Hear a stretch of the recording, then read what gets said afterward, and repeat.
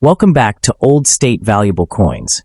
Today, we're diving into the fascinating world of rare United States coinage as we explore four of the most valuable and expensive old quarter dollars that collectors are searching for. These coins may look like ordinary pocket change, but some can carry incredible history, rarity, and surprising value. So stay with us, because you won't want to miss which quarter could be the real treasure hiding in plain sight. Let's get started. First up imagine holding a coin in your hand that was struck more than half a century ago. A coin that passed through American pockets, cash registers, grocery stores, banks, vending machines, and countless ordinary transactions during one of the most turbulent economic periods of the 20th century. This is the 1974 Washington quarter dollar, carrying the D Mint mark. A coin struck at the Denver Mint during a year when the United States was experiencing political uncertainty, rising prices, energy shortages, and a changing national mood. At first glance, this quarter may look familiar. It carries George Washington on the obverse and the familiar American eagle on the reverse, and millions upon millions were produced. But to understand what this coin really represents, we have to stop thinking of it simply as an old quarter and place it inside the America of 1974. This was a country trying to recover from years of social and political upheaval while simultaneously confronting an economic shock that affected nearly every household. The United States was dealing with the aftermath of the Vietnam era. The Watergate scandal was dominating national attention. Inflation was becoming a serious threat to household purchasing power, and the energy crisis had transformed the simple act of filling a car with gasoline into a national concern. In the middle of all this, the quarter remained one of the most practical pieces of American currency. It was money people actually used, not something created merely for collectors. A quarter could pay for a newspaper, contribute toward a meal, operate a machine, make change at a store, or become part of a child's pocket money. The 1974 D quarter therefore belongs to a fascinating moment in American history, because every example was born into a society experiencing enormous change. The D Mint mark tells us that this particular issue came from Denver, Colorado, one of the great production centers of American coinage. And while the individual coin in your hand cannot tell us the name of the person who first spent it, its date and mint mark connect it directly to the economic machinery of the United States in 1974. To understand why the 1974 D quarter was produced, we need to look at the monetary system and the enormous demand for everyday coinage. The Washington quarter had already been part of American life for decades. The design itself originated in the 1930s, when the United States prepared to commemorate the 200th anniversary of George Washington's birth. Sculptor John Flanagan created the familiar portrait, and the design eventually became a permanent circulating quarter rather than remaining a one-time commemorative issue. By 1974, Americans had become deeply accustomed to seeing Washington's face on the 25-cent piece. But the America receiving these quarters was very different from the America of the 1930s. The economy had expanded dramatically, the population had grown, wages and prices had risen, and the country had developed an enormous appetite for coins used in everyday commerce. The Denver Mint, therefore, had an important practical responsibility: produce enough quarters to keep commerce moving. There was no mystery behind the original purpose of the 1974 D quarter. It was made to function as money. It was not originally intended to be a scarce treasure. The United States Mint struck coins according to the needs of commerce, and quarters were particularly important because 25 cents represented a meaningful but convenient denomination for everyday purchases. In 1974, a quarter had considerably more purchasing power than it does today, making the denomination an important part of household spending. The coin was struck in the copper-nickel composition that had replaced the traditional silver composition for regular circulating quarters, beginning in the mid-1960s. This change was itself a reflection of economic reality. The rising market value of silver had made the old silver coinage increasingly expensive to produce and created concerns that the metal content could exceed the face value of the coin. The United States Mint therefore moved toward copper-nickel-clad coinage for regular quarters, dimes, and half dollars. When the 1974 D quarter emerged from Denver, it was consequently part of a new generation of American circulating money, designed not only to represent the nation, but also to survive the demands of a modern cash economy. And the circumstances surrounding its production become even more interesting when we examine the America of 1974. Richard Nixon was president, but his administration was under extraordinary pressure because of the Watergate scandal. The investigation into the break-in at the Democratic National Committee headquarters and the subsequent questions surrounding the Nixon administration had developed into a constitutional and political crisis. Americans were hearing daily about congressional investigations, recorded conversations, political accountability, and the possibility that the presidency itself could be fundamentally shaken. In August 1974, Nixon resigned from office, becoming the first American president to resign. Vice President Gerald Ford then assumed the presidency, promising to restore confidence in the government. This political drama unfolded while ordinary Americans were dealing with problems much closer to home. Inflation was cutting into purchasing power, and prices for food, transportation, and other necessities were climbing rapidly. The energy crisis that began in late 1973 continued to affect the country, following an oil embargo imposed by Arab members of the Organization of Petroleum Exporting Countries in response to American support for Israel during the Arab-Israeli conflict. Gasoline shortages and long lines at filling stations became memorable symbols of the period. Americans were encouraged to conserve energy, speed limits were reduced nationally, and the idea that fuel could suddenly become scarce was a shocking departure from the assumption of abundant energy that had characterized much of the post-war period. Meanwhile, the country was still processing the consequences of the Vietnam conflict. In 1974, the United States was no longer conducting combat operations there on the scale seen earlier in the conflict, but the political and emotional consequences remained enormous. The nation was divided over foreign policy, government credibility, and America's role in the world. Against this backdrop, a $quarter might seem insignificant, but that is precisely what makes it historically valuable as an object of study. Coins are physical witnesses to ordinary life. The 1974 D-quarter was moving through American society while presidents changed, gasoline prices surged, inflation accelerated, and confidence in institutions was being questioned. It was part of the everyday financial bloodstream of the country. There is another important reason the 1974 D-quarter deserves attention: its relationship to the changing value of American money. In 1974, 25 cents was not merely symbolic. It could purchase substantially more than the same denomination can purchase today. People used quarters in ways that modern Americans might find surprisingly economical. A handful of coins could represent a meaningful amount of spending money, particularly for children, workers, and families managing tight budgets. The quarter appeared in parking meters, vending machines, laundromats, restaurants, stores, public transportation systems, and countless other settings.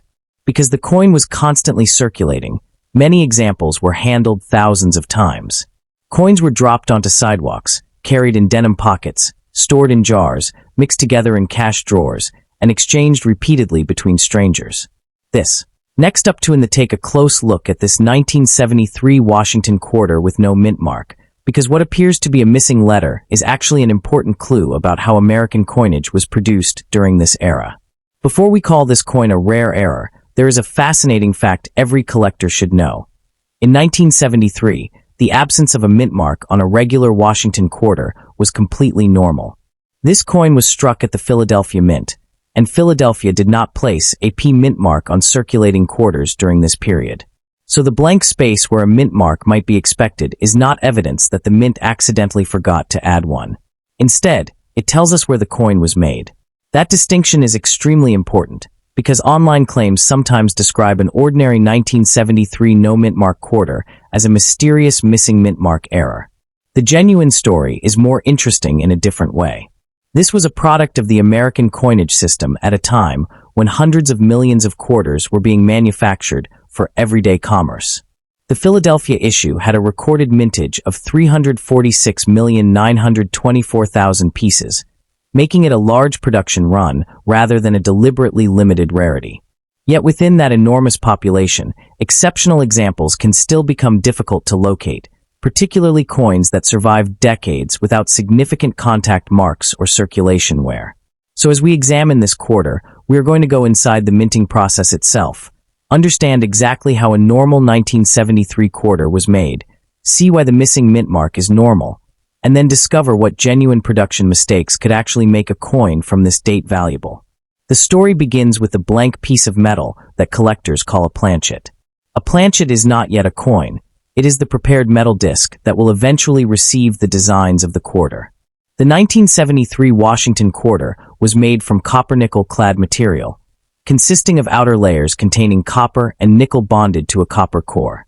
The finished coin weighed approximately 5.67 grams and measured about 24.30 millimeters across. Before a planchet ever reached the striking chamber, the metal had to be prepared, rolled to the proper thickness, cut into circular blanks, and processed so the edges could eventually take the familiar reeded appearance. These stages were designed for enormous production volumes. The mint was not manufacturing individual works of art one at a time. It was operating a highly organized industrial system capable of producing vast quantities of standardized currency. Once the blanks were prepared, they moved through additional processes before becoming finished coins. One particularly important stage was upsetting, in which the blank was transformed so that its edge could support the design during striking. The result was a prepared planchet ready to enter the coining press. This is where the distinction between a planchet, a die, and a hub becomes important. The planchet is the metal disc being struck. The dies are the hardened tools that actually contact the planchet and impress the coin's design. The hub, meanwhile, is part of the die-making process. Historically, a master hub was used to create working elements from which production dies could be made. In simple terms, you can think of the hub as helping transfer the intended design into the tooling system, while the finished dies are the components that ultimately strike the coins. By the time a 1973 quarter reached the press, an enormous amount of engineering and preparation had already taken place. Imagine now that the prepared planchet is sitting inside the striking press. Above it is one die, below it is another, and when the press operates, tremendous pressure forces the metal outward and into the recessed and raised portions of the dies. This single event transforms a plain metal disc into a recognizable Washington quarter. The obverse carries John Flanagan portrait of George Washington, while the reverse displays the American eagle surrounded by inscriptions and stars. The edge receives its reeded texture as part of the striking process. The strength and quality of the strike depend on numerous factors, including die condition, alignment, pressure, planchet quality, and the relationship between the dies and the planchet. If everything works properly, the result is an ordinary 1973 Philadelphia quarter. But if something goes wrong, the appearance of the coin can change dramatically. A planchet can enter the press incorrectly, a die can become damaged, a die can shift out of proper alignment, foreign material can interfere with the strike, or a planchet intended for one denomination can potentially become involved in an unusual production. Now let's address the feature that makes this particular 1973 quarter look mysterious: the complete absence of a mint mark. On a modern coin, collectors often expect to find a letter identifying the mint, so seeing nothing can immediately create the impression that something went wrong. But on a regular 1973 Washington quarter, there was no missing letter to begin with. Philadelphia struck circulating coins of this period normally carried no mint mark. PCGS specifically notes that Philadelphia coins from 1932 through 1979 bore no mint mark, with the P mint mark beginning on Philadelphia circulating coinage in 1980. That means the correct identification of a normal 1973 Philadelphia quarter is actually helped by the absence of a mint mark. Look at the obverse near Washington's hair ribbon, the area where mint marks were located for this era. You will not find a D or an S, and you should not expect to find a P. That blank area is exactly what you would normally see on a Philadelphia example. This is also why it is dangerous to compare the coin with a later quarter and assume the same rules applied. Mint mark practices changed over time. A collector who knows where a mint mark appears today can easily misunderstand an older coin if they do not know the historical production system. So if you have a 1973 quarter without a mint mark, do not immediately conclude that it is an error. The missing letter is not the rarity. The interesting question is whether the coin has some additional characteristic that can be traced to the minting process. That could include a genuine striking error, an unusual die problem, or extraordinary preservation. Without such evidence, the no mint mark feature is simply the normal Philadelphia identity of the coin. And this brings us to the most important question. Why do some 1973 Philadelphia quarters become much more desirable even though hundreds of millions were struck? The answer is condition. Think about what happened to these coins after they left the mint. They were designed to circulate, not to sit untouched inside protective holders. They could be transported in large bags, stacked with thousands of other quarters, loaded into banking equipment, dropped into vending machines, carried in pockets, placed in drawers, and exchanged repeatedly. Every contact could create a tiny mark. Even before a coin reached the public, contact with other freshly struck coins could leave abrasions or small surface disturbances. Over decades, circulation adds even more wear. That is why a heavily used 1973 quarter is common, while a truly pristine example is much harder to locate. PCGS currently estimates approximately 104,077,200 examples surviving in all grades, about 3,122,316 in grades of MS60 or better, and approximately 624,463 at MS65 or better. Those figures are estimates rather than a literal census of every coin in existence, but they demonstrate an important principle. The population becomes dramatically smaller as the grade rises.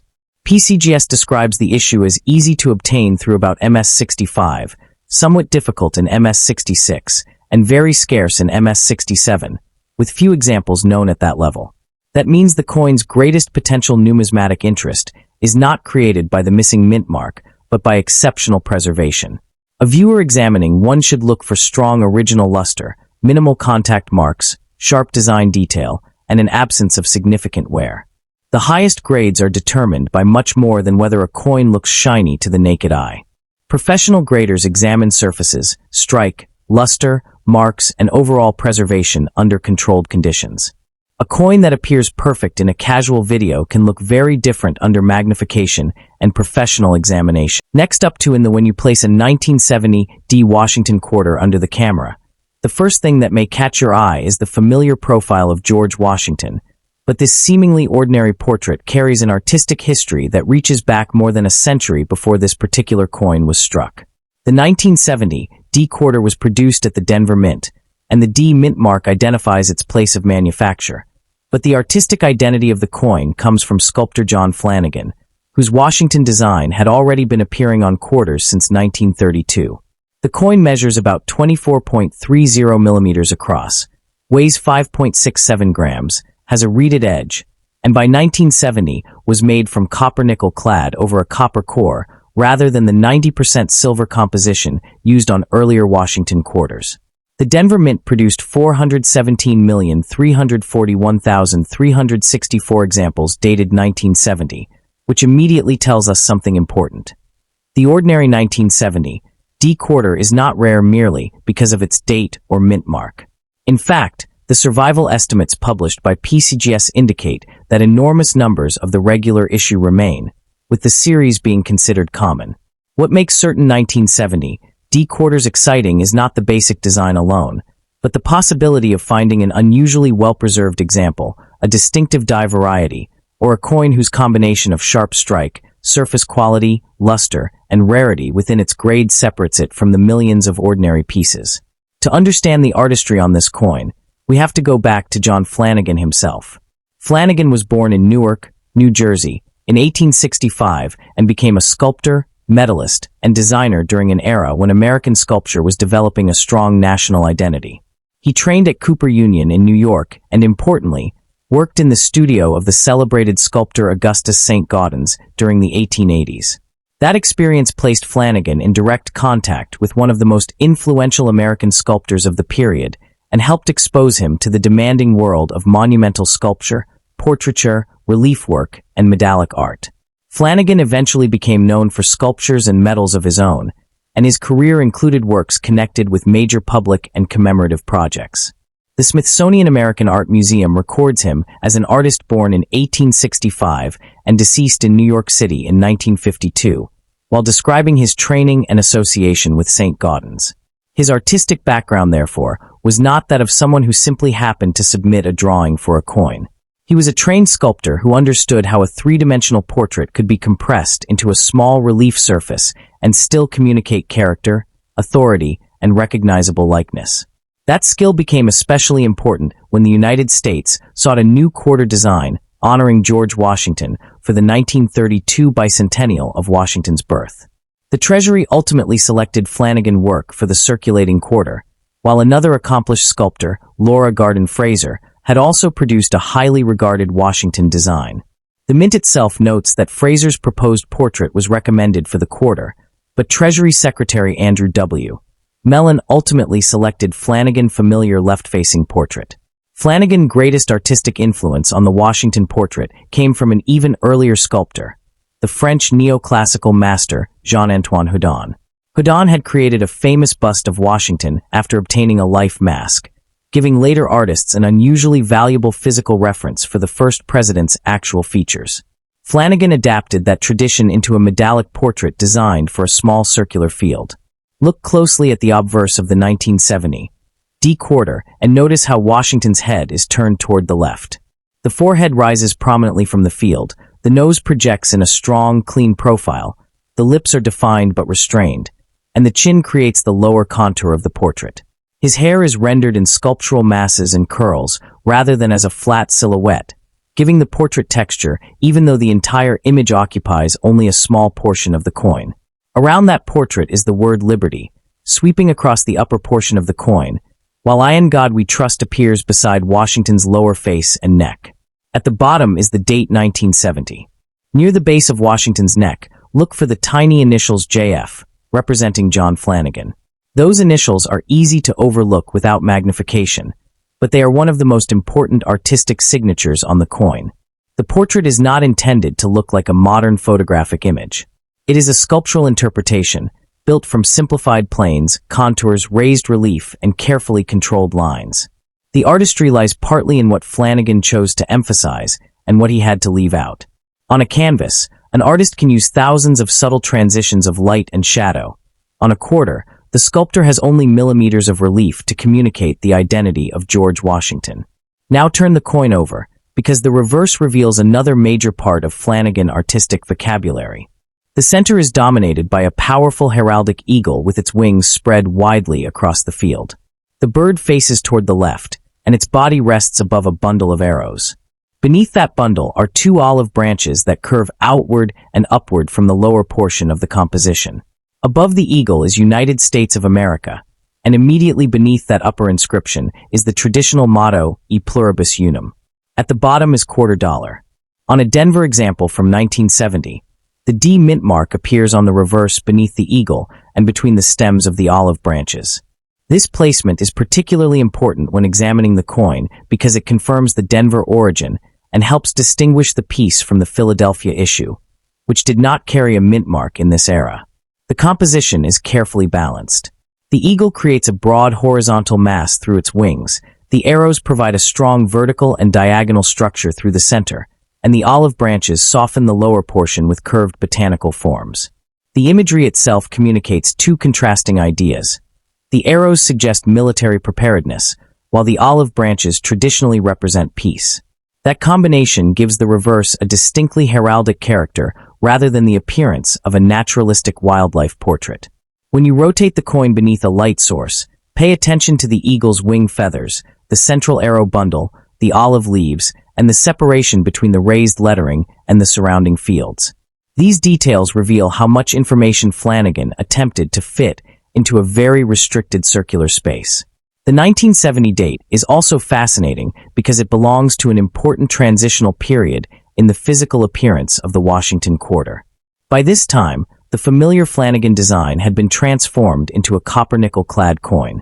The change had occurred in 1965, when the United States Mint moved away from the traditional silver composition used on earlier Washington quarters. So when you examine a 1970 D piece, you are looking at an old artistic design being carried forward on a fundamentally different modern circulating material. The copper core can sometimes become visible along the edge when a coin has experienced heavy wear or damage, while a normal undamaged example shows the characteristic reeded edge. The surface should also be examined for the way light travels across the portrait and lettering. A high-grade example can display bright original luster moving around Washington's cheek, forehead, jawline, and the open fields. By contrast, a heavily circulated coin will show friction on the highest points of the portrait, flattening of the hair detail, softness in the eagle's feathers, and reduced definition in the finer lettering. This is where artistry and condition meet. Flanagan design was created with relief and texture in mind, but circulation gradually erases the very features that make the sculpture visible. Every time the coin passed through a pocket, cash register, vending machine, drawer, or handful of change, the raised portions were exposed to friction. The result is that collectors today are not merely judging whether the design is present. They are judging how completely the original sculptural work has survived. Next up to in the imagine holding a 1977 D Washington quarter in your hand and wondering where that little piece of metal has been for almost half a century. It may look like an ordinary 25-cent coin, something that could have passed through thousands of hands without anyone giving it a second thought.